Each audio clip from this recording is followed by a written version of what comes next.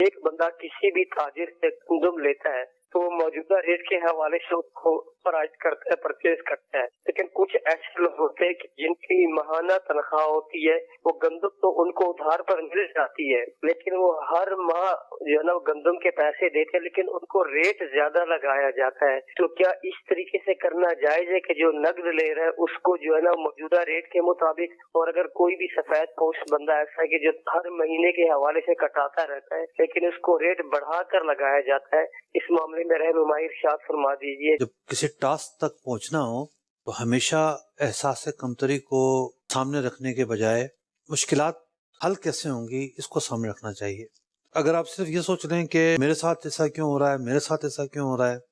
مشکلات آسان نہیں ہوتی۔ پھر دو طرح کے آدمی ہیں، ایک کے پاس پیسے ہیں، ایک کے پاس پیسے ہیں۔ دکاندار کو رائٹ ہے نقد خریدنے والے کو سستا بیچے، ادھار خریدنے والے کو مہنگا بیچے، کیونکہ وجہ اس کی یہ ہے کہ دکاندار جو پیسے لے گا اس سے یہ اور مال خرید لے گا، تو یہ اور مال خرید کے اتنے نفع اور کما لے گا، اور اگر ادھار وہ بیچتا ہے تو ایک عرصے تک وہ مال خرید نہیں سکے گا ان پیسوں سے۔ اس بنیاد پر ادھار مال عرف ہمارا یہی ہے، مہنگا بیچا جا رہا ہوتا ہے، اور شریعت مطہرہ نے کوئی پابندی بھی نہیں لگائی ایسی کہ ادھار مہنگا نہیں بیچ سکتے،